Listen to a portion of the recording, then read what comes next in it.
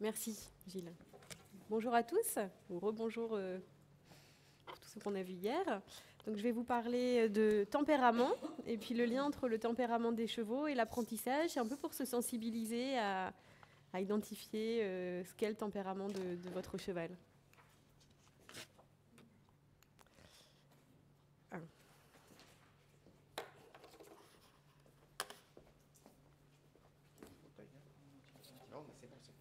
Allez, une petite vidéo pour se réveiller ce matin. Donc 2 chevaux, une même situation, passés dans de l'eau, et 2 réactions un petit peu différentes. Et ça illustre parfaitement bien la notion de tempérament, a priori 2 tempéraments bien distincts. Pour ceux qui étaient là hier, on a vu ça sur la bâche avec des chevaux qui passent et puis d'autres qui passent pas naturellement, quoi. Elle se relève, elle n'a rien. Donc l'idée, c'est comment est-ce qu'on peut expliquer qu'alors qu'ils étaient placés dans les mêmes conditions, ces individus différents, des façons de se comporter différentes, n'éprouvent pas les mêmes émotions. Et tout ça, ça renvoie à la notion de tempérament ou de personnalité, deux termes qu'on peut utiliser assez indistinctement. Et ça, identifier le tempérament, la personnalité de ces chevaux en amont, ça permet de pouvoir prédire ces réactions, peut-être de ne pas se retrouver dans l'eau. Un tout petit peu de science, le tempérament, c'est l'ensemble des caractéristiques comportementales d'un individu qui sont stables dans le temps et entre situations. Le tempérament, comme chez nous, chez l'humain, c'est quand même assez stable. C'est pas forcément figé à vie, mais si on est très extraverti, en général, on l'est un peu tout au long de sa vie. C'est pas quelque chose qui est très fluctuant, même si évidemment ça peut toujours bouger, notamment en cas de fort traumatisme en général. Et ces caractéristiques, c'est appelé des dimensions, des aspects de sa personnalité. Alors chez le cheval, il y a plusieurs modèles de tempérament qui ont été définis, mais un des modèles principaux, on a défini 5 grandes dimensions. Et je vais vous expliquer un petit peu ce que c'est, et est-ce que tout le monde a des chevaux ici, ou au moins travaille avec des chevaux? L'idée, c'est après que vous réfléchissiez comment est votre cheval. Alors la première dimension, c'est l'émotivité. Donc comment est-ce que votre cheval réagit face à des événements nouveaux ou soudains?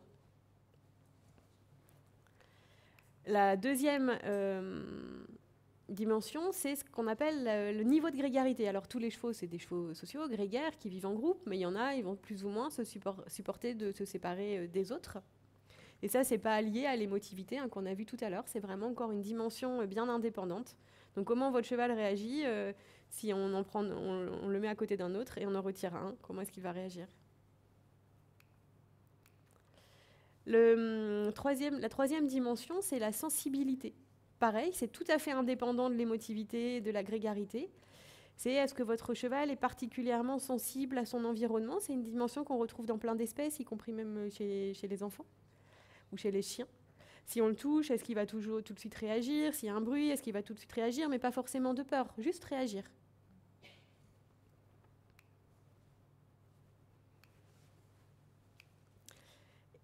Et puis, la quatrième dimension, c'est la réactivité vis-à-vis des humains, sa proximité à l'homme, comment est-ce qu'il est avec les humains? Est-ce qu'il est plutôt un peu craintif? Est-ce qu'au contraire, il est très proche ou même peut-être trop proche?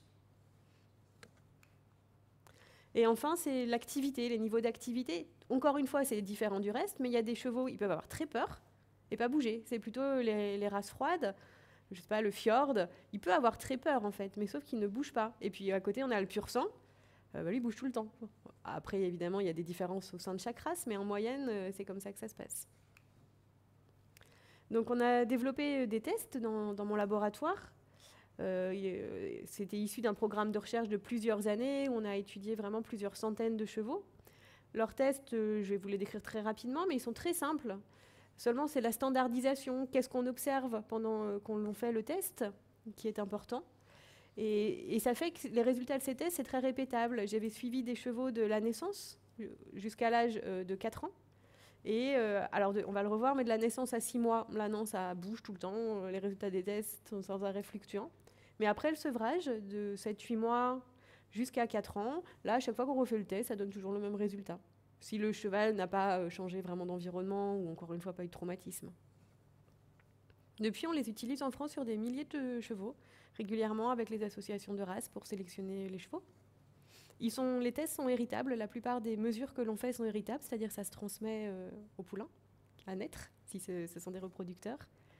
Puis on a différentes versions en fonction du temps qu'on a pour les faire. Donc des exemples de tests qu'on peut faire, que vous pouvez faire si vous voulez. Tous les protocoles, je ne vais pas tout rentrer dans les détails parce que ça serait beaucoup trop fastidieux, mais sur Internet, je pourrais vous donner les liens. Vous pouvez retrouver les tests si vous voulez les faire vous-même. Donc c'est assez simple pour voir la curiosité, l'émotivité. On peut mettre un objet inconnu du cheval et on analyse les temps de flairage. Et en comparant plusieurs chevaux, vous allez vous rendre compte que ça peut être très très différent en fonction des chevaux. Et ça peut révéler, en le couplant avec d'autres tests, le trait d'émotivité, de curiosité. Vous avez un petit test de sensibilité tactile, on essaiera de vous le montrer en vrai. Je ne sais pas si la vidéo marche pas, mais c'est pas très grave parce que je vais vous le montrer en vrai. Nous, on utilise des appareils, des petits filaments qu'on utilise dans les hôpitaux pour tester la sensibilité des grands brûlés. Alors, c'est un petit coffret de filaments qui coûte à peu près 1 000 €, donc je ne vous conseille pas du tout d'acheter ça, mais je vais vous donner une alternative. Et donc, on touche la personne, donc c'est chez l'humain au départ, et puis on lui demande si elle sent. Et nous, on touche les chevaux avec ces petits filaments, c'est des petits fils de nylon, calibrés pour exercer différents grammages. Et on regarde si le cheval le sent ou pas, et quand il le sent, il frémit. Donc on peut utiliser à la place des filaments des cheveux, en fait, tout simplement. Ou des crins, donc si vous voulez, on peut regarder ça tout à l'heure sur les chevaux. Normalement, il faut faire tous ces tests dans un environnement très calme, où le cheval est serein, concentré. Bon là, ils ne le seront pas, ils seront dans un manège inconnu, donc c'est juste pour vous montrer, mais vous pourrez le refaire chez vous. Et puis, on a différents tests aussi, comme le test, un test où ils doivent passer sur une surface inconnue. Et c'est pareil, il y a des chevaux, des tout poulains, ils passent sans aucun problème, et d'autres, ils passeront jamais. Et ça, c'est très stable si on refait le test, indépendamment de l'éducation, même si on le refait régulièrement, il y a toujours des chevaux très méfiants, d'autres. Et en fait, en refaisant tous ces tests, à la fin, on peut faire des profils de personnalité des chevaux, comme ça, avec sur 100, on met des notes sur 100, leur niveau d'émotivité, leur réactivité à l'humain, de grégarité, de sensibilité tactile, d'activité. Et on voit bien qu'on peut avoir tous les profils, en fait. Et c'est ça qui est intéressant, c'est d'essayer de décomposer la personnalité de votre propre cheval en fonction de ces 5 aspects. Sachant qu'il peut être très émotif, mais pas du tout grégaire, et très sensible, et pas actif. Donc c'est intéressant de raisonner avec ces 5 dimensions, et essayer de réfléchir à vos propres chevaux, comment ils sont sur ces 5 aspects. Alors nous, on fait ça quand même un peu plus de façon sérieuse, avec les notes. On compare ça à nos bases de données de plusieurs milliers de chevaux, ce qui nous permet de comparer les chevaux à une base de référence. Mais déjà, chez soi, on peut quand même se faire cette idée-là. Alors, comme je le disais, le tempérament, avant le sevrage, il se met en place progressivement, mais c'est un peu pareil dans toutes les espèces, y compris chez nous. Le très jeune enfant, au début, ça varie. Surtout, ça varie en fonction, alors lui, de sa maman. Il suit un peu aussi sa mère. Et puis, ça varie en fonction des expériences qu'il acquiert dans le tout jeune âge. Je ne sais pas s'il y a des gens qui font de l'élevage ici, qui font naître des poulains. Bah, très bien. Bah, vraiment, ce que vous faites avant 6 mois, c'est super important, en fait.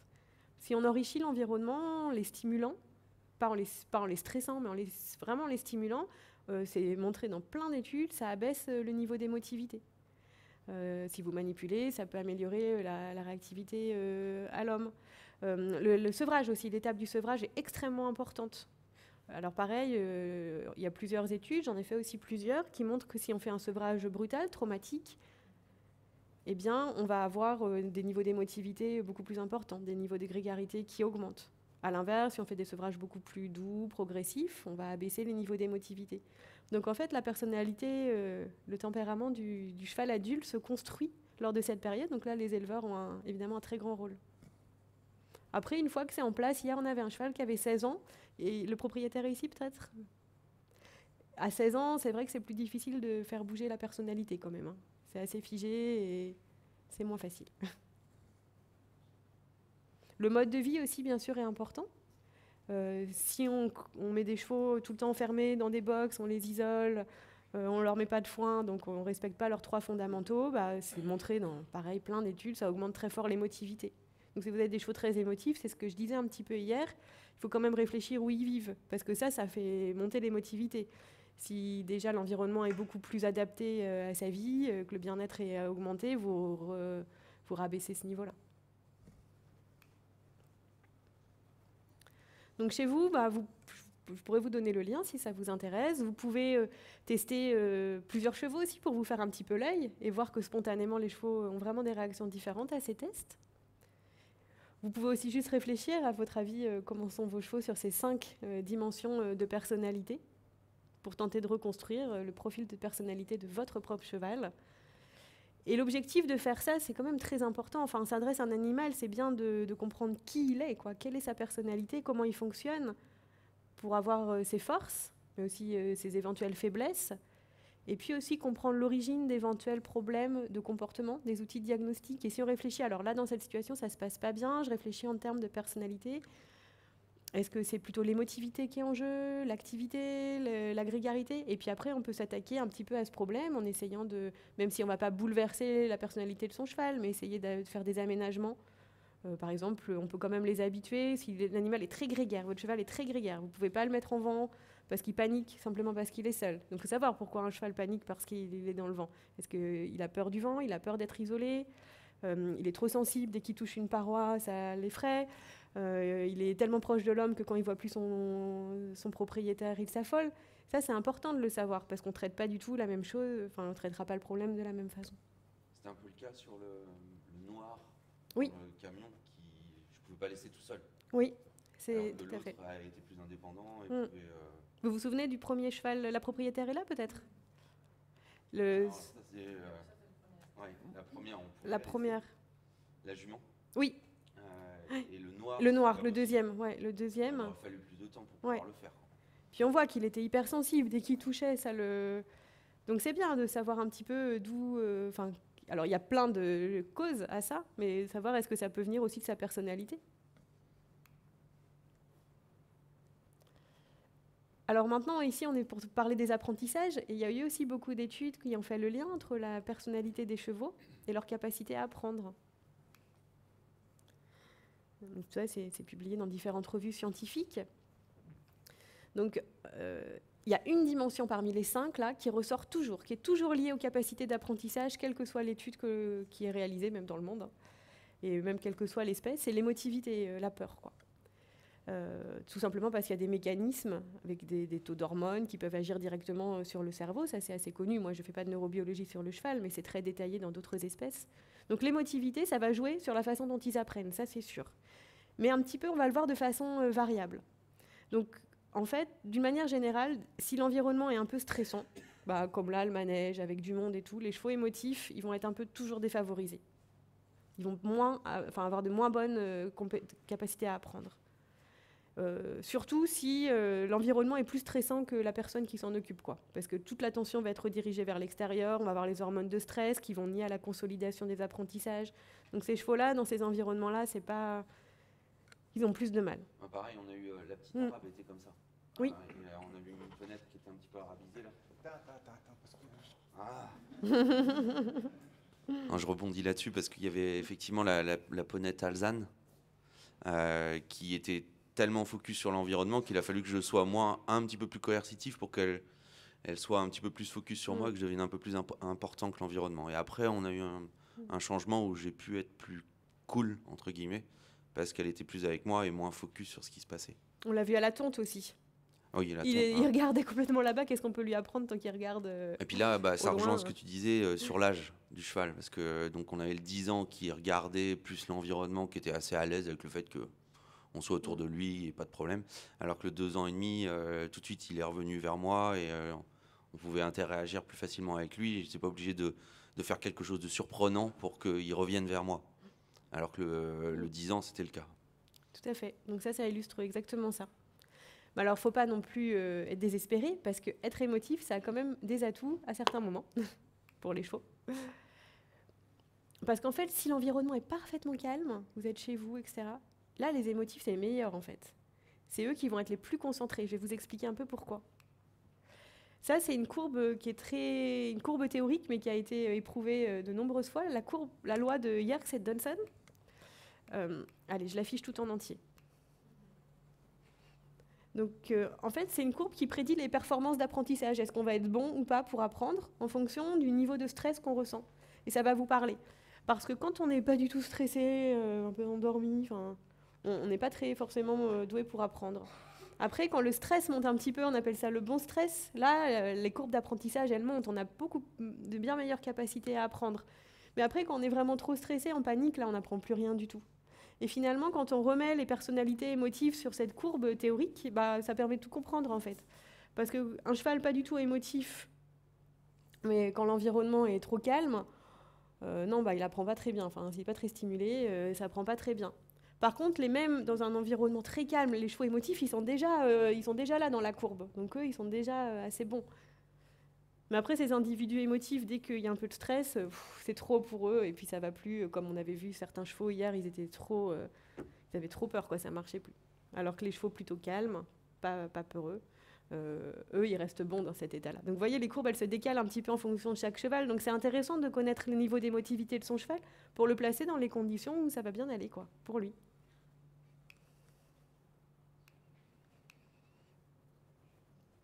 Donc voilà, quand c'est stressant un peu à l'extérieur, on ne peut pas trop leur apprendre pour ces chevaux-là. Mais c'est un atout pour mémoriser dans un environnement plutôt calme parce qu'ils sont déjà très éveillés, ces chevaux-là. Il ne faut pas qu'ils le soient trop, quoi.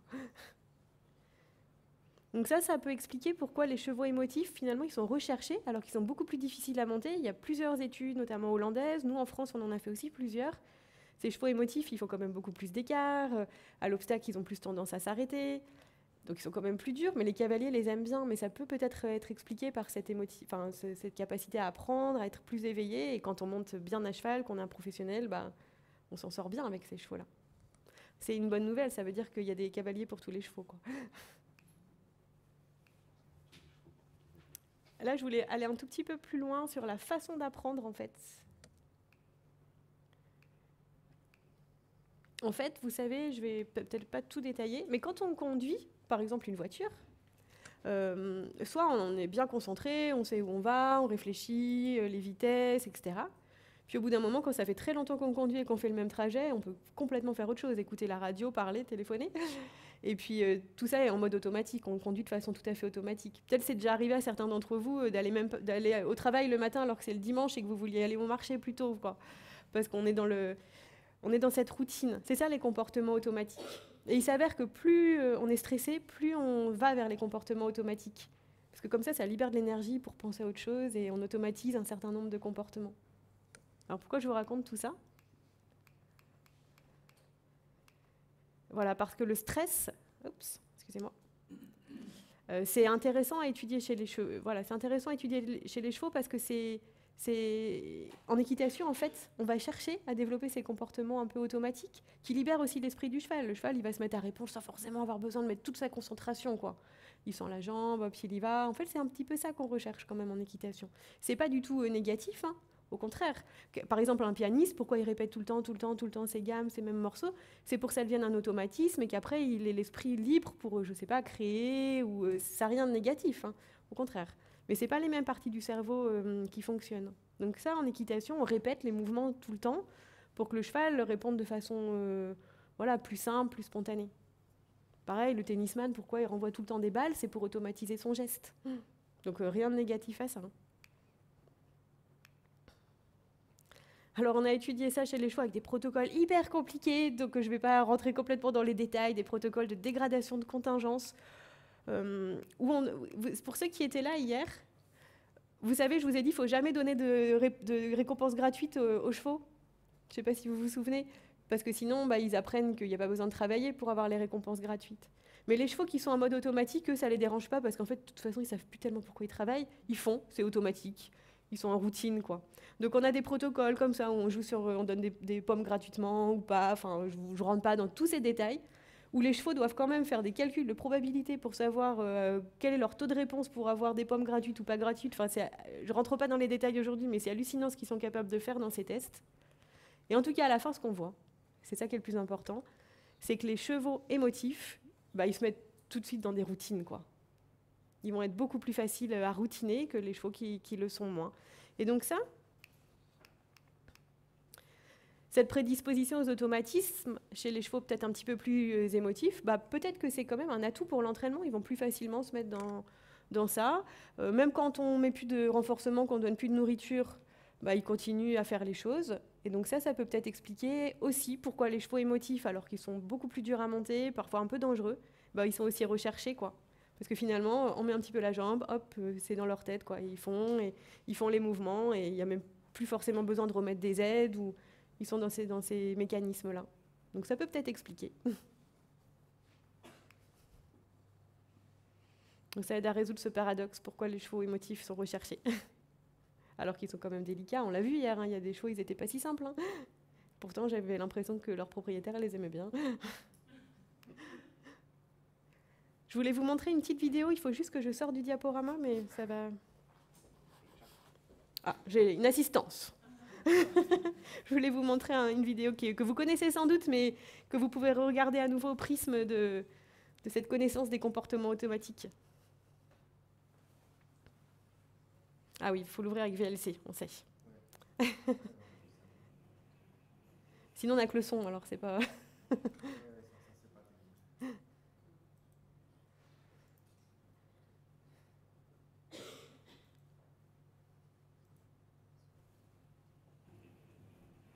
Alors, je ne sais pas si vous reconnaissez cette vidéo, elle date un petit peu, peut-être vous l'avez déjà vue. Je pense que vous savez ce qui va se produire.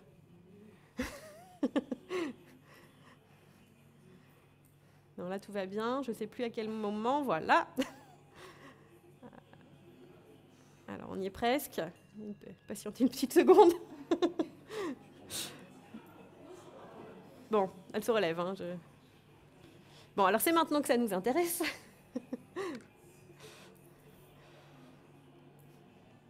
En fait, le cheval va dérouler tout son parcours. Alors, il improvise un peu le parcours.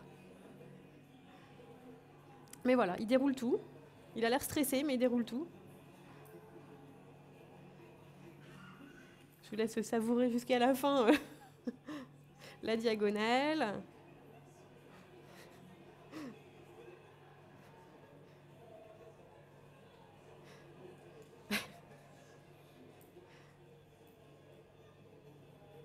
Le barrage.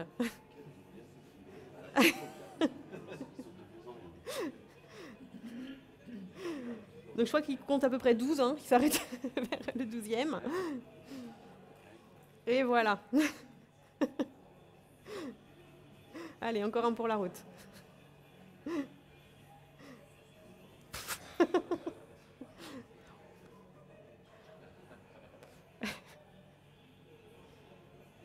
Vous entendez l'assemblée aussi qui lui fait un peu peur en parlant fort, en criant, en rigolant en fait. Hein, mais...